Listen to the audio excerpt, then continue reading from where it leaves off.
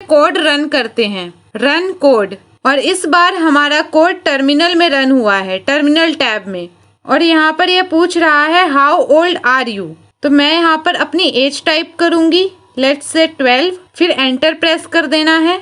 तो यहाँ पर लिखा हुआ आ गया you are 12 years old। Hi everyone, welcome in dear coding and welcome to lecture 7 of brand new course of C programming. इस लेक्चर में हम विजुअल स्टूडियो कोड को सी के लिए सेटअप करेंगे ताकि विजुअल स्टूडियो कोड में हम सी प्रोग्राम्स लिख पाएं और रन कर पाएं। इस वीडियो को फॉलो करने के लिए आपके सिस्टम में 2 प्रोग्राम्स ऑलरेडी इंस्टॉल्ड होनी चाहिए।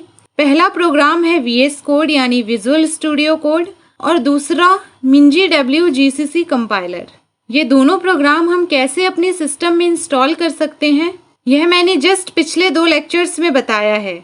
अगर आपके सिस्टम में ये दोनों प्रोग्राम्स इंस्टॉल्ड नहीं है तो आप इन दोनों लेक्चर्स को देखकर इन प्रोग्राम्स को इंस्टॉल कर सकते हैं, क्योंकि मैंने इन दोनों लेक्चर्स में सारा इंस्टॉलेशन प्रोसेस बिल्कुल स्टेप बाय स्टेप आम भाषा में समझाया है, तो आपको कोई दिक्कत नहीं आएगी। फिर भी कुछ हुआ तो कमेंट सेक्शन तो है ही, आप उसमें अपना क्वेरी लिखो, मैं उसको तुरंत रिजॉल्व करवा दूंगी। इन दोनों लेक्चर्स का लिंक आपको यहाँ आई बटन पर मिल जाएगा, साथ ही डिस्क्रिप्शन बॉक्स में भी आपको इनका लिंक मिल जाएगा, तो आप इनको कहीं से भी देख सकते हैं। तो अब हम यह लेक्चर शुरू करते हैं। विजुअल स्टूडियो कोड को सेटअप करना है तो विजुअल स्टूडियो कोड को ओपन करना पड़ेगा। तो हम कीबोर्ड पर विंडोज बटन प्रेस करेंगे और फिर यहाँ VS कोड सर्च करेंगे। ये रहा विजुअल स्टूडियो कोड और अब हम एंटर प्रेस कर देंगे। VS कोड ओपन हो गया। VS कोड एक्सटेंसिबल है, मतलब VS कोड में हम फीचर्स पर फीचर्स ऐड कर सकते हैं सिर्फ कुछ एक्सटेंशंस इंस्टॉल करके। आज हम 2 एक्सटेंशंस इंस्टॉल करने वाले हैं। एक्सटेंशंस इंस्टॉल करने के लिए हमें यहाँ एक्सटेंशंस टैब में जाना होता है, यहाँ क्लिक करेंगे। ये एक्सटेंशंस टैब ओपन हो गया। डिफरेंट एक्सटेंशंस है इधर, एक्सटेंशंस का मार्केट है ये। हमें C++ एक्सटेंशन चाहिए तो हम यहाँ टाइप करेंगे C++ और यह जो फर्स्ट ऑप्शन है C++ एक्सटेंशन बाय माइक्रोसॉफ्ट, इस पर करेंटली 39.3 MB डाउनलोड्स हैं, इस पर क्लिक करेंगे।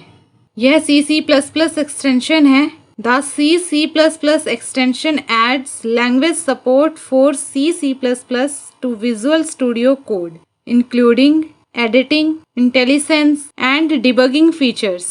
यह एक्सटेंशन क्या करता है? यह एक्सटेंशन विजुअल स्टूडियो कोड में C++ लैंग्वेज के लिए लैंग्वेज सपोर्ट प्रोवाइड करता है। काफ़ी सारे इंपॉर्टेंट फीचर्स जैसे कि intellisense, debugging, code formatting, code completion, code navigation, colouring semantics etcetera. Simple भाषा में समझाऊं तो यह C++ एक्सटेंशन VS कोड में ऐसे फीचर्स ऐड कर देता है जिससे हमें VS कोड में कोड लिखने में बहुत आसानी होती है। न सिर्फ कोड को लिखने में बल्कि पहले से लिखे हुए कोड को समझने में भी यह एक्सटेंशन बहुत मदद करता है। जैसे जब हम कोड टाइप करते हैं तो नेक्स्ट हम कौन से वर्ड्स, कौन से सेंटेंसेस टाइप करना चाह रहे होंगे यह हमें बताता है, यह हमें ऑप्शंस देता है। ऐसे ही अलग अलग कलर्स का यूज़ किया जाता है जिससे हमें प्रोग्राम को समझने में आसानी होती है। जैसे सभी वेरिएबल्स का कलर अलग होता है, सभी कॉन्स्टेंट्स अलग कलर के होते हैं, सभी कीवर्ड्स का कलर अलग होगा। ऐसे ही मान लो हमने एक ही लाइन में सारा कोड लिख दिया तो हम सिर्फ एक क्लिक करेंगे और वह पूरा कोड ऑटोमेटिकली फॉर्मेट हो जाएगा। हर सेंटेंस के बाद लाइन ब्रेक ऐड हो जाएगा, वर्ड्स के बीच में प्रॉपर स्पेसिंग ऐड हो जाएगा।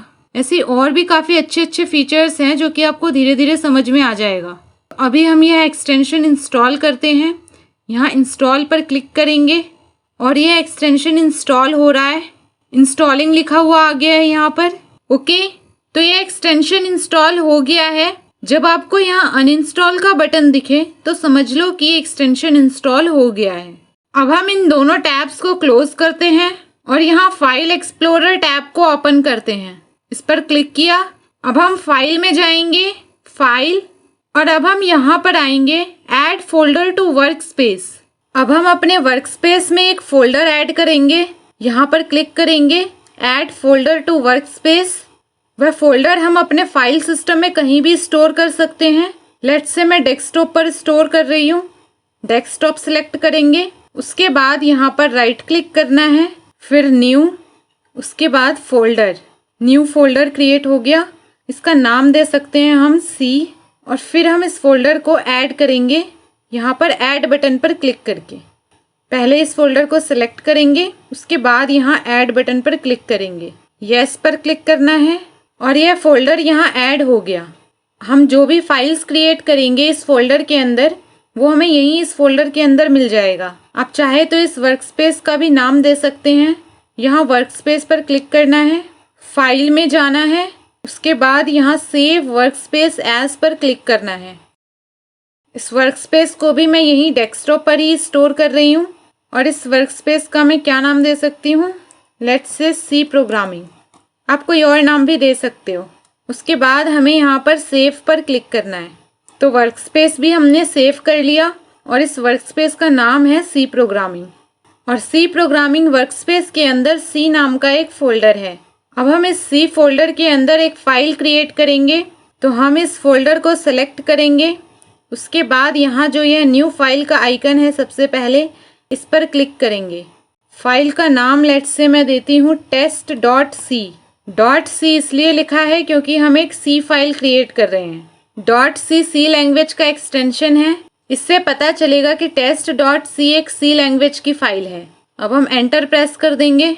अब मैं यहाँ पर बहुत ही सिंपल सा सी प्रोग्राम टाइप कर रही हूँ। तो ये मैंने सिंपल सा सी प्रोग्राम लिखा है। अभी आपको ये नहीं सोचना कि ये मैंने क्या लिखा है, ये मेन क्या है, ये हैज़ इंक्लूड क्या है, प्रिंटफ क्या है। अभी आपको केवल 3 वर्ड्स याद रखने हैं। पहला कंपाइल, दूसरा रन, तीसरा आउटपुट। मतलब जब भी हम कोई सी प्रोग्राम लिख लेंगे तो सबसे पहले हम उसको कंपाइल करेंगे, उसके बाद हम उसको रन करेंगे जिससे आउटपुट आएगा।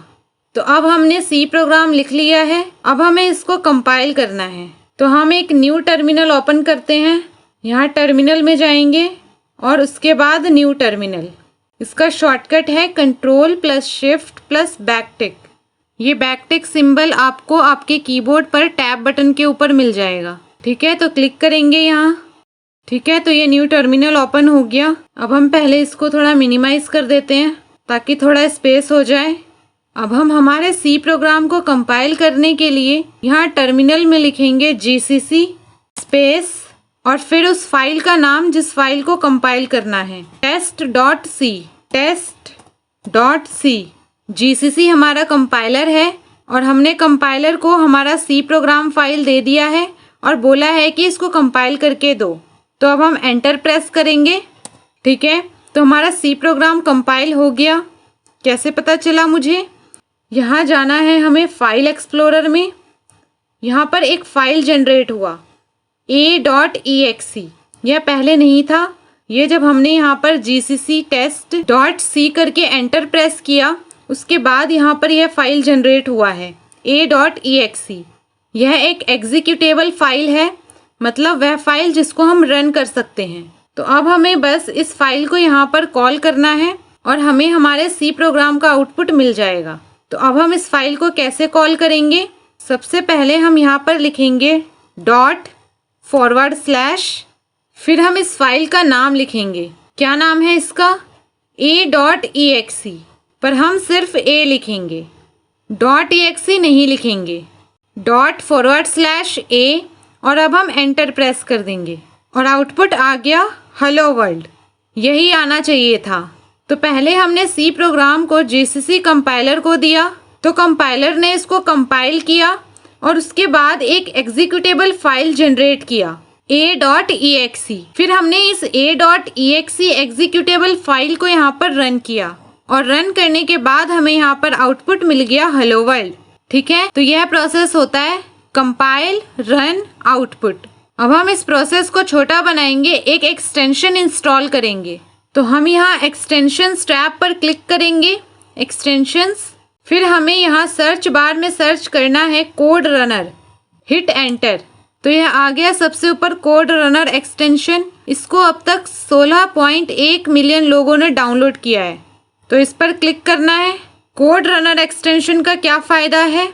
इस एक्सटेंशन से हमारा सी प्रोग्राम सिर्फ एक क्लिक में रन हो जाएगा। तो यहाँ इंस्टॉल पर क्लिक करो और यह इंस्टॉल हो रहा है, इंस्टॉलिंग। अब यह इंस्टॉल हो गया।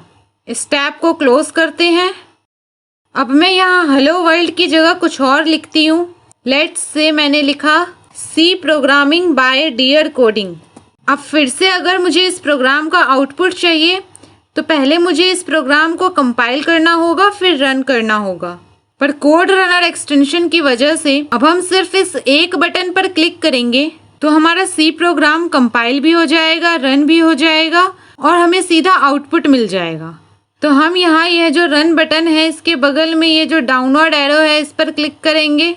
उसके बाद यहाँ रन कोड पर क्लिक करेंगे तो हमारा सी प्रोग्राम सक्सेसफुली कंपाइल हो गया, रन हो गया और हमें यहाँ पर आउटपुट मिला है C programming by dear coding. Awesome. एक और तरीका है कोड रन करने का। यहाँ कहीं भी राइट क्लिक करना है, उसके बाद यहाँ आपको दिख जाएगा रन कोड और इसका शॉर्टकट है Ctrl+Alt+N। तो ऐसे भी हम सी प्रोग्राम को रन कर सकते हैं। ओके, अभी तक सब बढ़िया हुआ है। अब हमें बस एक सेटिंग और करनी है। अभी जो हमारा ये सी प्रोग्राम है ये कोई इनपुट नहीं ले रहा, ये सिर्फ एक आउटपुट दे रहा है C programming by dear coding.